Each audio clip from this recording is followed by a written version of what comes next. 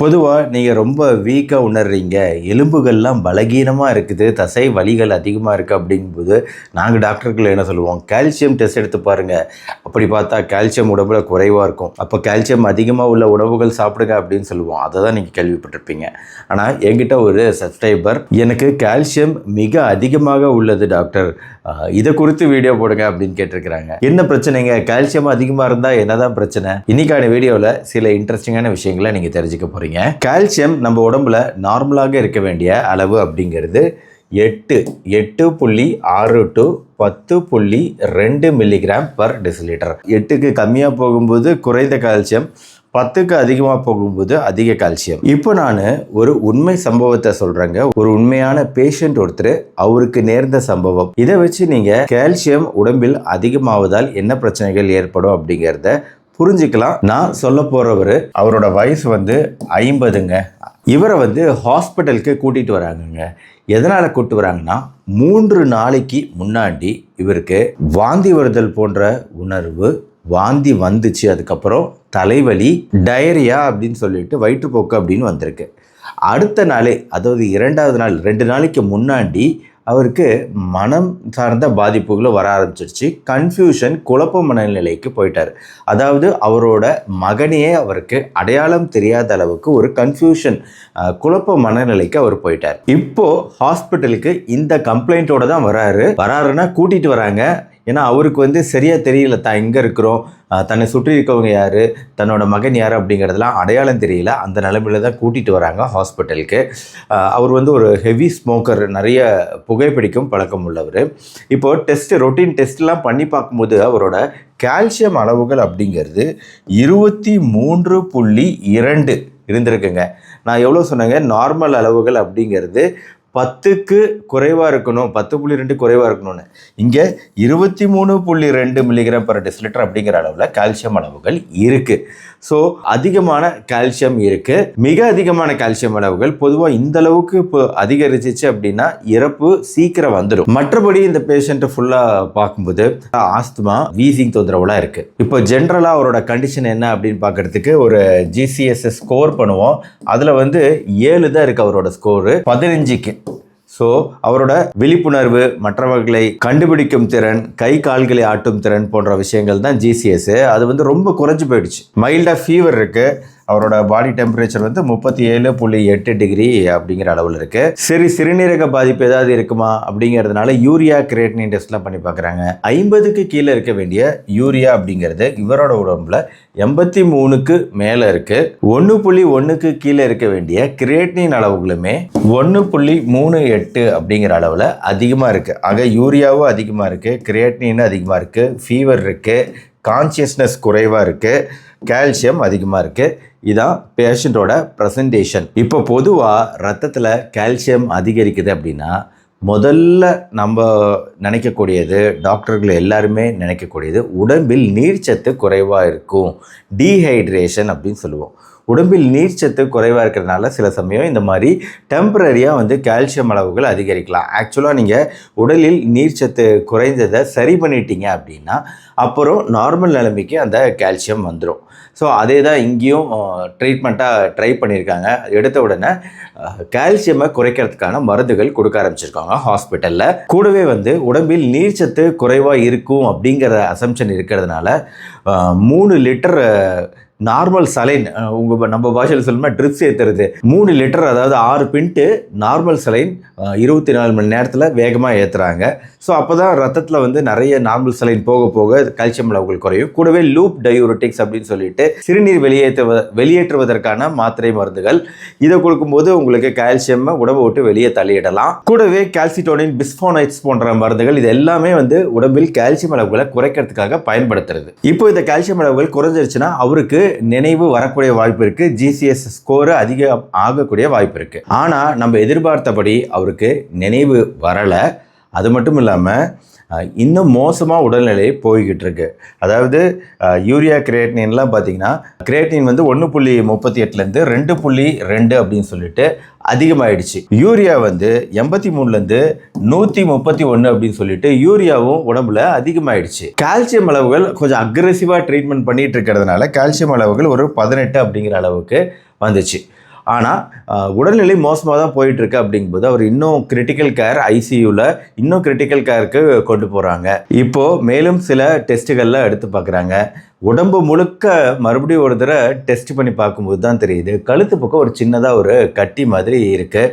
So அந்த கட்டி பார்த்த உடனே அதுவும் வலது பக்கம் குறிப்பாக ஒரு சின்ன கட்டி மாதிரி இருக்குது அப்படிங்கிறத தொண்டை பகுதியில் பார்த்த உடனே அது ஸ்கேன் பண்ணி பார்க்குறாங்க. எடுத்து சிடி ஸ்கேன் எடுத்து நல்லா தெளிவாக பார்க்குறாங்க. என்னன்னு பார்த்தோம்னா அந்த இடத்துல ஒரு பெரிய கட்டி ஒன்று கழுத்தில் இருக்குது. அந்த கட்டி எந்த இடத்துல இருக்குது அப்படின்னு பார்த்தீங்கன்னா கரெக்டாக இங்கே தைராய்டு இருக்கும். இந்த தைராய்டில் கட்டி இருக்குது. இந்த தைராய்டில் கட்டி இருக்கிறதுனால தான் உங்களுக்கு இந்த பிரச்சனையே வந்திருக்கு. ஸோ உங்களுக்கு புரிகிற மாதிரி இப்போ நான் சொல்கிறேன். அதாவது நம்ம கழுத்து பகுதியில் உங்களுக்கு தைராய்டு இருக்கிறது உங்களுக்கு தெரியும். இந்த தைராய்டு சுரப்பிக்குள்ளே இன்னொரு சுரப்பி இருக்குங்க. இப்போ நீங்கள் படத்தில் பார்க்கலாம் 4 விதமான சுரப்பிகள் உங்களால் தைராய்டு சுரப்பிக்கு உள்ளேயே பார்க்க முடியும். இது வெளிர் ரோஸ் நிறத்தில் இருக்குன்னா இது நல்லா சிவப்பு கலரில் இருக்கா. 1 2 3 4 மொத்தம் 4 சுரப்பிகள் இருக்குங்களா. இந்த 4 சுரப்பிகளோட வேலை என்ன தெரியுங்களா? நம்ம உடம்புல ஒரு ஹார்மோனை சுரக்கிறது. எப்படி தைராய்டு சுரப்பி தைராய்டு ஹார்மோனை சுரக்குதோ அதே மாதிரி பேராதைராய்டு கிளாண்டு இந்த பேராதைராய்டு சுரப்பி பேராதைராய்டு ஹார்மோன் அப்படிங்கிற ஒரு விஷயத்தை சுரக்குங்க. இந்த பேராதைராய்டு ஹார்மோன் எதுக்காக தேவை அப்படின்னா இதுதான் நம்ம உடம்புல கால்சியமோட அளவுகளை பாதுகாக்கக்கூடிய ஒரு ஹார்மோன். அதாவது அதிகமாச்சு உடம்புல கால்சியம் அதிகமாச்சு அப்படின்னா அதை உடம்பு விட்டு வெளியேற்றுற வேலையை பார்க்கும். உடம்புல கால்சியமோட அளவுகள் குறைவாக இருக்குது அப்படின்னா அது எலும்புகள்லேருந்து தசைகள்லேருந்து கால்சியம் ரத்தத்துக்கு கொண்டு சேர்க்க வேண்டிய வேலையை இந்த பேராதைராய்டு ஹார்மோன் தான் செய்யும். இப்போ இந்த சுரப்பி ஓவராக வேலை செஞ்சிச்சுன்னு வைங்க என்ன ஆகும்? கால்சியம் அதிகரிக்கும். இதனால தான் பேஷண்ட்டோட உடம்புல கால்சியமோட அளவுகள் நம்மளுக்கு அவ்வளோ அதிகமாக இருந்துச்சு 23 அப்படிங்கிற அளவில்.